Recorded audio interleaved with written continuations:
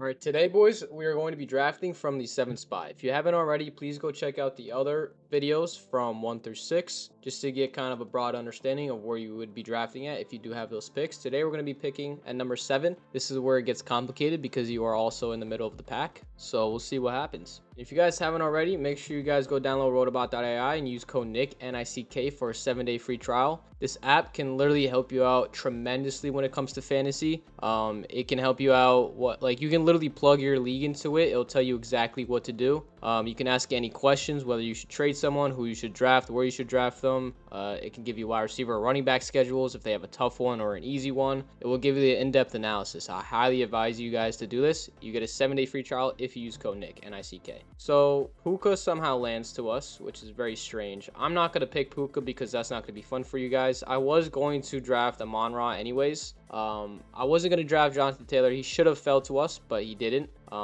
So that's fine with us. I think Amon-Ra is a solid pick here. He's always been extremely consistent, amazing yards after catch, and has a great catch rate. I'm not sure why no one picked Puka. This is kind of weird. I hope this entire draft isn't skewed, but yeah, we're just gonna go Amon-Ra St. Brown here. Especially if you guys have like a full PPR type of league, going wide receiver heavy in the first couple rounds is really good for you, especially if you get a good wide receiver at flex. That makes you very versatile and have a great wide receiving core. And I'm also pretty high on some running backs that are later in the round, so I'm going to go a little heavier on wide receivers earlier in the rounds. So as we see here, I think Nico Collins or Drake London are probably the best picks here. Again, I'll probably be going wide receiver heavy again. I mean, you can't really go wrong with either two. I'll just go Nico Collins.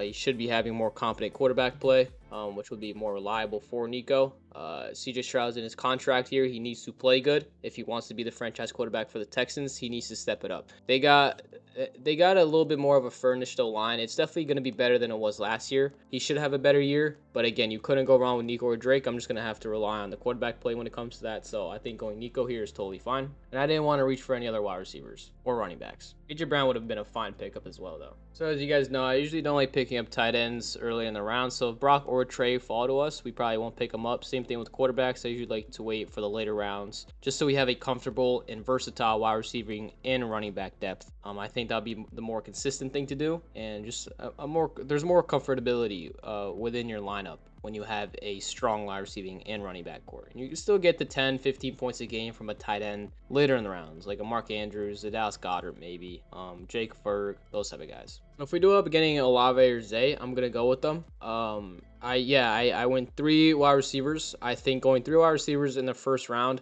I mean not in the first round, the first couple rounds is totally fine, because I'm very comfortable and certain about some of these running backs that can fall to us, like a Jadarian Price or a Quinshon Judkins the round later, or Bayshal too. And like these guys can give you those consistent points, and you will still have such a versatile wide receiving core. So I'm just gonna go. They both got paid, which is nice. I'm gonna go with Zay. Lamar's gonna be healthy. He just got paid. Lamar loves him as his wide receiver 1. I don't mind that pickup. I think he'll be just fine next season. Chris Olave would have been a fine pickup too. I'm not gonna go Malik Neighbors because there's still some questions around him being fully healthy, even midway through the season.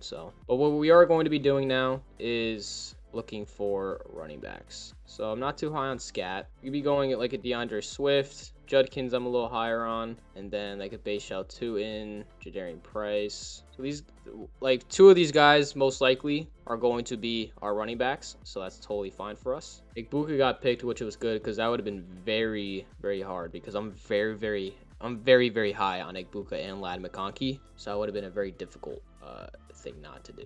Everything's looking good so far. Nothing really contradicts our bye week, so that's pretty good. It's gonna be pretty simple here. Yeah, we'll just go with DeAndre. I think Judkins and DeAndre Swift are gonna be totally both fine running backs. They both have pretty solid O-lines going into next season, but I think DeAndre Swift's gonna get a little bit more targets when it comes to the receiving game, which is obviously gonna be very, very helpful for us. But if we can get Judkins too, that'd be amazing. All right, so we still get left with Bayshal 2 or Jadarian Price. I'm personally higher on Jadarian Price because I do think he's gonna get a lot of production within that Seahawks system because they are a play action heavy system, and in order for have play action to work well, you do need a running game to open up the middle of the field. So therefore, Jadarian Price is going to get a lot of production. Sharp is out. Who else are they going to rely on other than their first round draft pick? So I'll rather go Jadarian Price. There's also a lot of upside because he's a rookie. Has been looking good in training camp, so there's no worries there, even though I don't really, worry too much about training camp.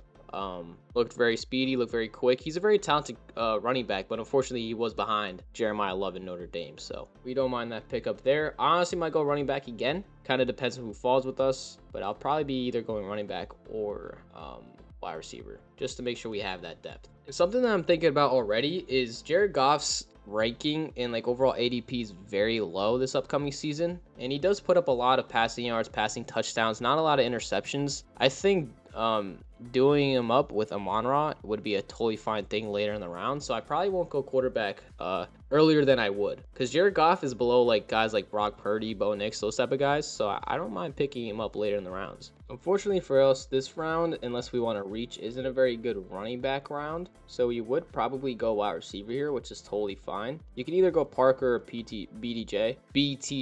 I wouldn't mind either. I'll probably just go BTJ here. You know, just give us some wide receiver depth without having to reach for any running backs that we wouldn't necessarily want. Not very high on Warren, not very high on Stevenson.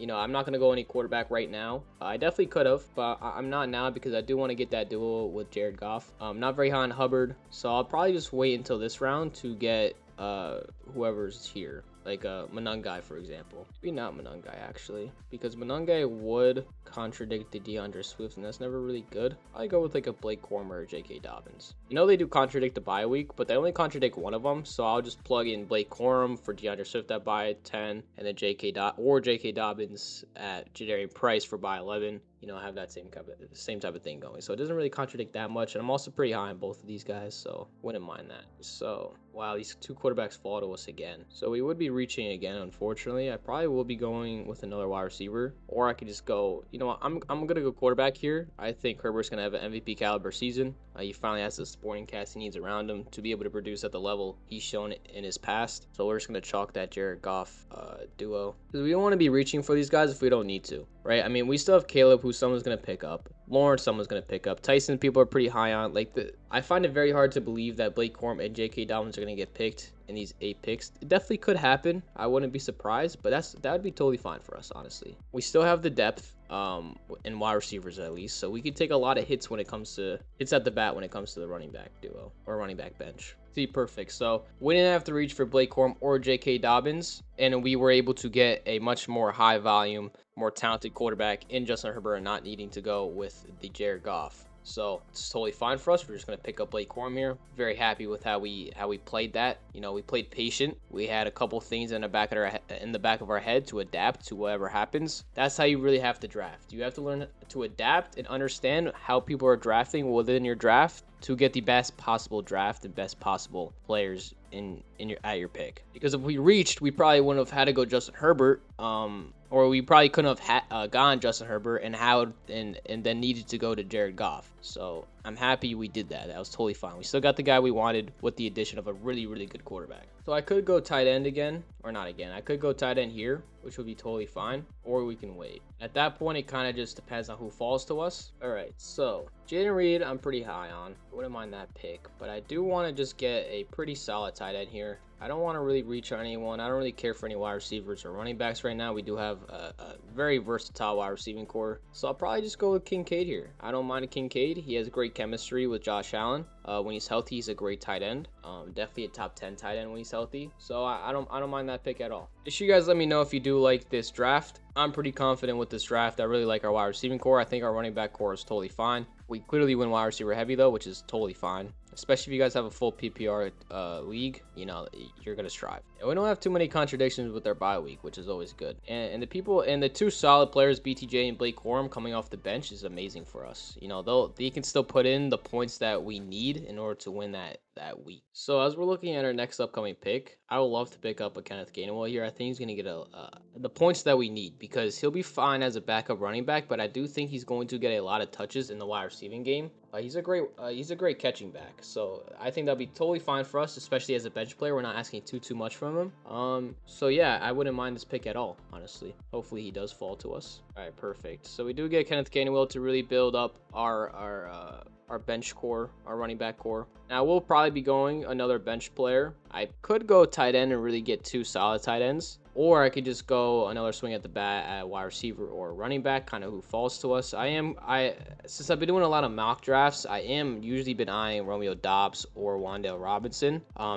Both of those guys I'm really high on. Wan'Dale Robinson is one of the better slot receivers in the league. He ranked wide receiver 14 in fantasy last season. He got most of his production from Brian Daboll. He's now back with Brian Daboll. He's part of a pretty decent supporting cast on offense with the Titans. And Cam Ward's a fine quarterback, just had a very, very bad supporting cast last season. So, I wouldn't really mind it. I'm going to be drafting Wan'Dale in a lot of my leagues. And if you guys did look at the other 6 videos, Wan'Dale is probably in 3 of them. So Matthew Golden does have some upside. It wouldn't be a bad pick. Jalen Coker, I don't really know about. Higgins isn't that bad of a pick either. But again, I'm pretty high on Wan'Dale. I'm just going to be more confident picking up Wan'Dale here. And then this is usually what happens around these times. I've done this every single draft. I usually leave these 2 bench players mainly for, waiver wire quarterbacks, waiver wire kickers, defenses. So when I leave these 2 bench players empty, I would like to go kicker and defense to get those prime positions that could honestly win us a lot of weeks. When you can get a Brandon Aubrey who can kick consistent 60-yarders, those points are going to stack up overall. And that could be the difference maker in each week or even in the season. It's a very underrated thing. And I've been doing a lot of mock drafts, and a lot of people aren't very high on kickers. They usually wait until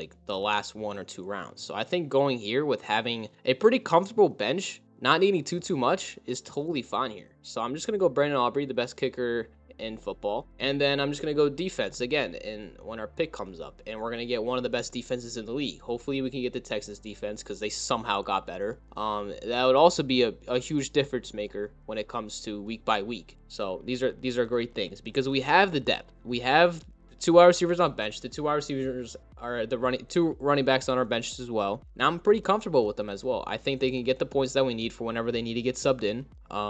I think they'll be great backups. And we have a lot of explosiveness on our starting lineup, especially with our wide receivers. I think we can all agree about our wide receivers that they all have a lot of explosiveness. And DeAndre Swift is a very volatile running back. The Chicago Bears were 3rd in the running game last season. Jadarian Price I'm very high on as a rookie. And DeAndre Swift is also very good when it comes to the passing game. And Justin Herbert, I personally think is going to have an MVP caliber season. He finally has the supporting cast he needs. So I'm totally fine with this. Dalton Kincaid's perfectly fine. And now we get the best defense in the league. So these 2 guys, or this defense and this guy, Brandon Aubrey, is going to be the difference makers when it comes to week by week or the entire season. So I think you guys should go a little bit higher on kicker and defense and just leave these 2 bench players for waiver wires.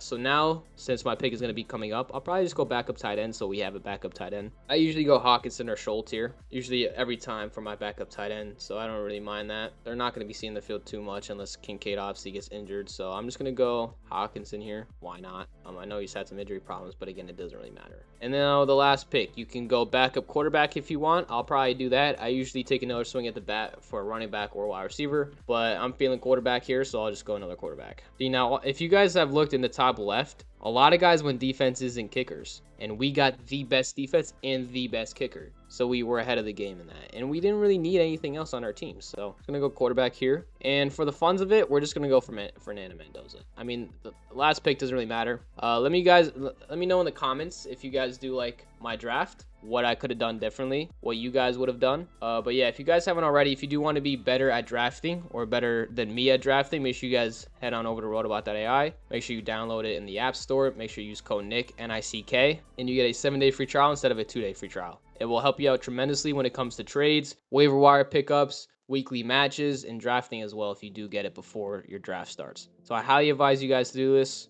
Make sure you guys use code NICK, N-I-C-K. Make sure you guys like and subscribe and leave a comment on anything. So I appreciate it, guys. Love all the support. See ya.